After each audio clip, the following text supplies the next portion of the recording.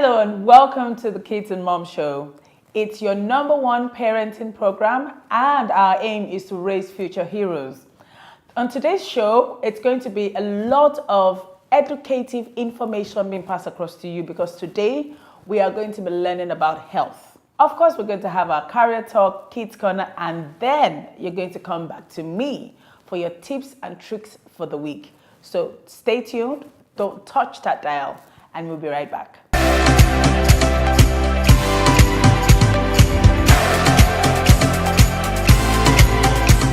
Right now, I'm going to have a talk with a beautiful woman. She's educative, she's knowledgeable, she's intelligent, she's a mother, she's a healthcare giver, and she's going to give us a lot of information about a topic that is very, very close to my heart, immunization. Let's just go over and meet our guest. So before we go right into the things that we need to talk about, could you just introduce yourself to us and tell us what you do?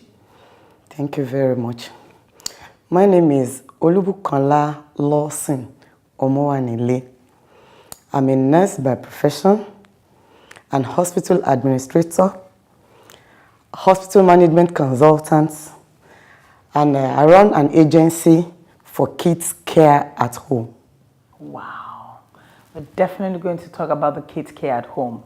But first, I want you to define what immunization is. Thank you very much.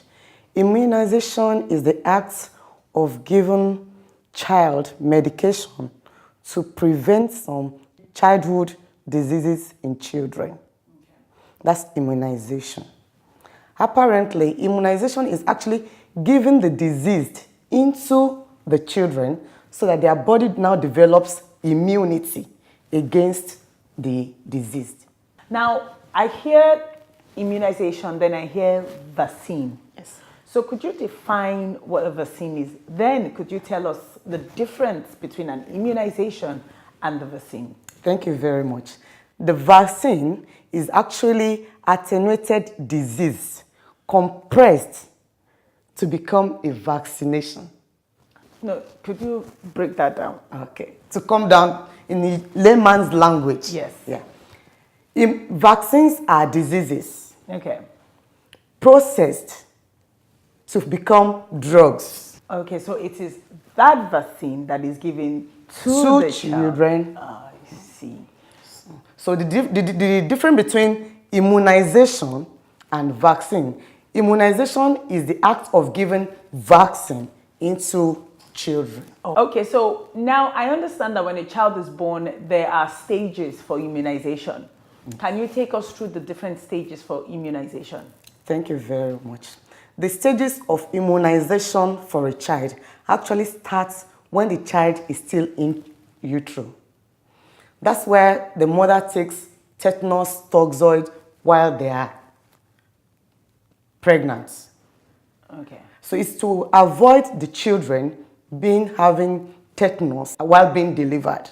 Okay. Because you never know what and what could be used to separate the placenta from the child. You know, the placenta connects the child to the mother. Yes. So you have to cut in between the cord. Yes.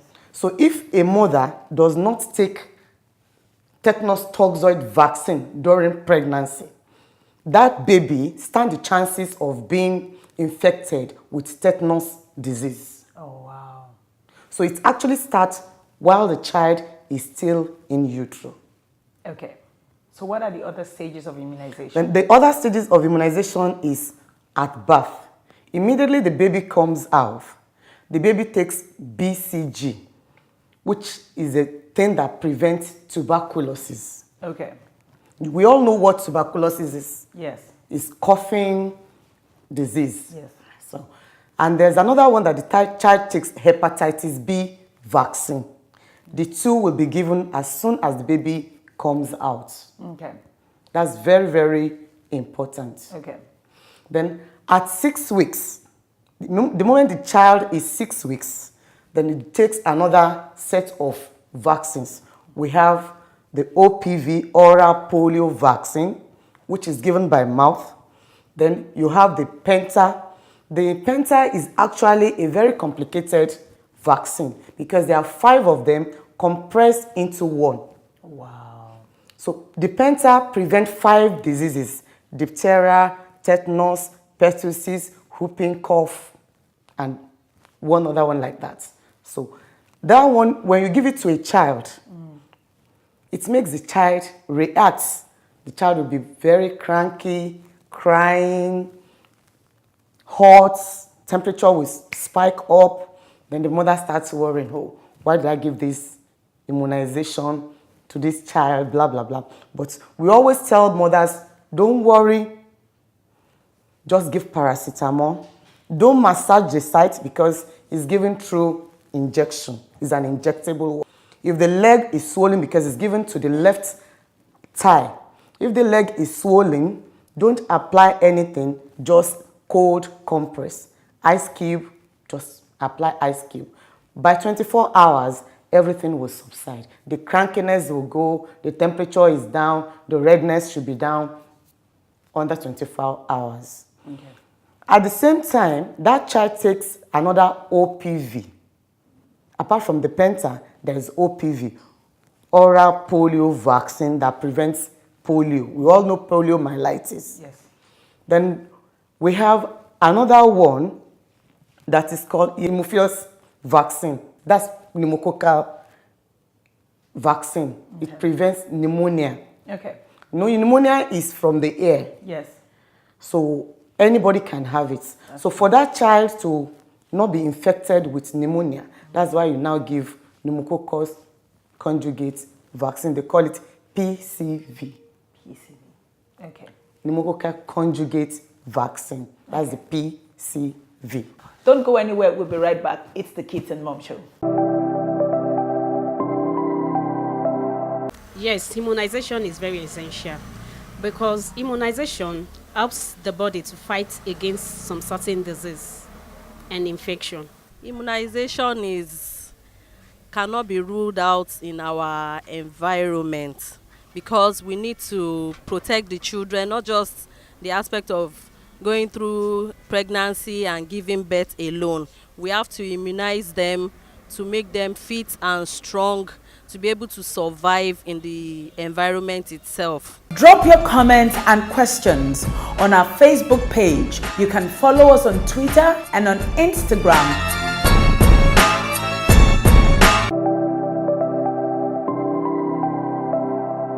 Welcome back. Just before we went on break, you talked about the PCV vaccine. Okay, so what other immunization vaccines does the child need to take after that one? There's another vaccine that actually prevents diarrhea and vomiting. Okay. It is actually called Rotarix.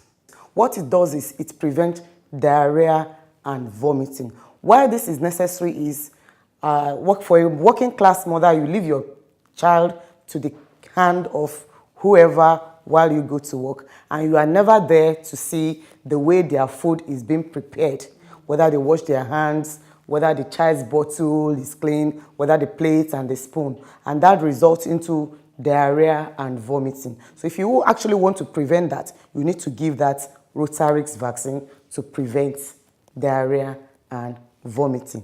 All these are at 6 weeks. Then after 6 weeks, you have 10 weeks. Everything that you have given at 6 weeks will be repeated at 10 weeks.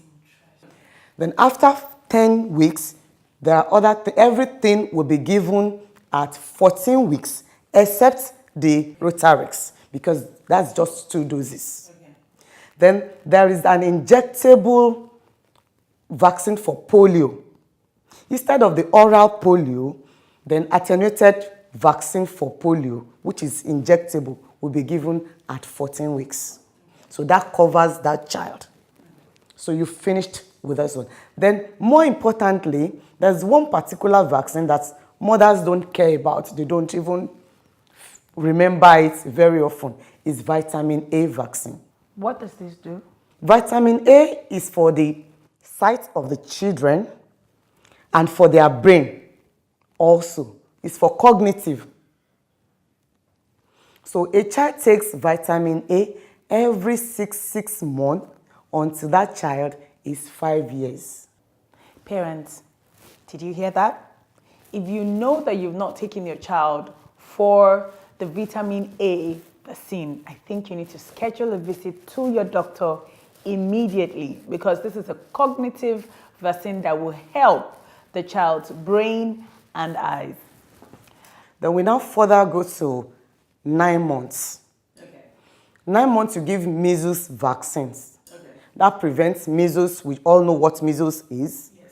And the child runs temperature. If your child is infected with measles, temperature, rashes all over the body, scratching, then you want to prevent that, you give measles vaccines. At 1 year again, you give what we call MMR, measles, mumps, and rubella. You see that we are repeating the measles again. Yes. Then we are putting another thing, mumps. Yoruba calls it shegede. Okay. And then rubella is another terrible type of cough. Okay.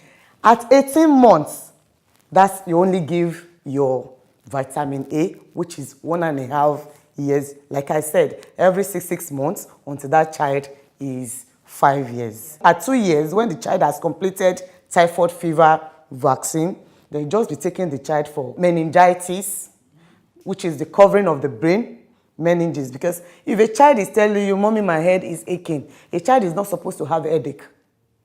That means something is wrong with the covering of the brain. That's meningitis. So you need to give a vaccine to prevent the meningitis. All these things must be spread, and that child must take everything I've said within 5 years. Now we want to talk about your kids care at home agency. Can you shed more light on that for us, please? Basically, what we do in the agency is to take care of kids at home, like giving their immunization to them at home. Okay. Then there are some children with disabilities. We take care of them. Then autistic children too. Okay. We give them nursing care at home. We find out that in this country, mothers are really working, not like we have in abroad that we say, because I'm nursing a child, I cannot work, and there is a benefit attached to that. It's not so in Nigeria. So at the same time, the mother wants to go to work, the child needs to be at the hospital. So we, Kids Care at Home, we now go to your house to take care of your child, give the vaccines. If it's a disability child, we do take their care, feed them, bathe them, give them their medicine. Then for autistic children, that's a peculiarity for some children. You might have an autistic child and you don't know how to even deal with it as a mother, and you have the full time, but you don't know what to do. It is our own agency to teach you, to put you through how to take care of your autistic child at home. So how do we get across to you? How do we reach you when to be able to enjoy these services? Basically, based on referrals, because I mean, we're not very common. So referrals, if I have done it to A, if you now see somebody, oh, I know somebody that does it, then via the email. What's your email address? The email is bukeji@yahoo.com. Facebook. The name on the Facebook is still Kids Care at Home. Thank you so much, Mrs. Lawson. Thank you so much for coming. I am definitely sure that you're going to come back here. I can bet it that I need to bring you back here.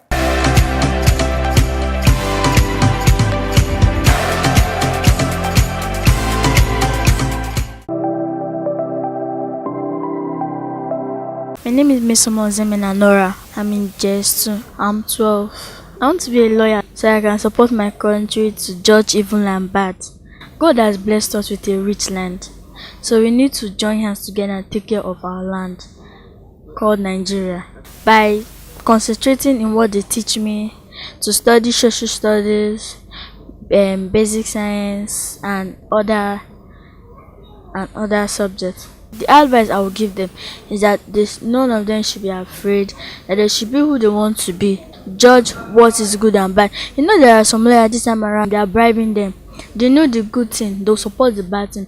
So what I would advise them, that they're not supposed to be like that. It's supposed to be straight. But when paying that lawyer in money, it's just like you bribing the person. So the lawyer will not say, okay, I know the good thing, I'll do the bad thing, while it's not good. All what I prayed for is wisdom, knowledge and understanding. Once again, my name is Mesoma Zemina Nora. I'm watching Kiss and Mom.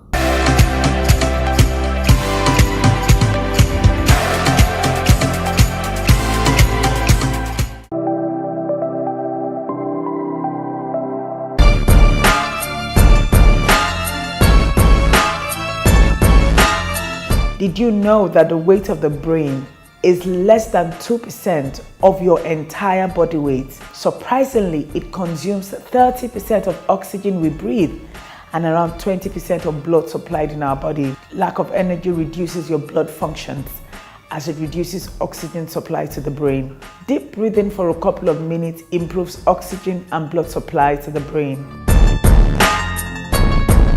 Did you know that Ile-Ife was paved as early as 1000 AD with decorations that originated from ancient America, suggesting that there might have been a contact between the Yorubas and the ancient Americans half a millennium before Columbus discovered America? Did you know that contraction and expansion of heart muscles is termed as the heartbeat? The heart beats around 72 times a minute averagely. In infants, this will be double, and in elderly people, the heart rate beats around 100 times a minute. Heartbeats are faster in women than in men.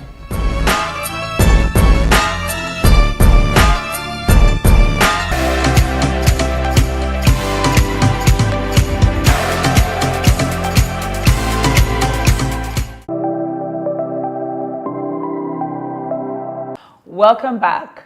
This section of the program is where I give you the tips and tricks for the week to help your child at home. Today, I'm going to be talking about the fire safety tips for your children. It is very, very important that you not only secure them outside the home, but you secure their safety inside the home as well.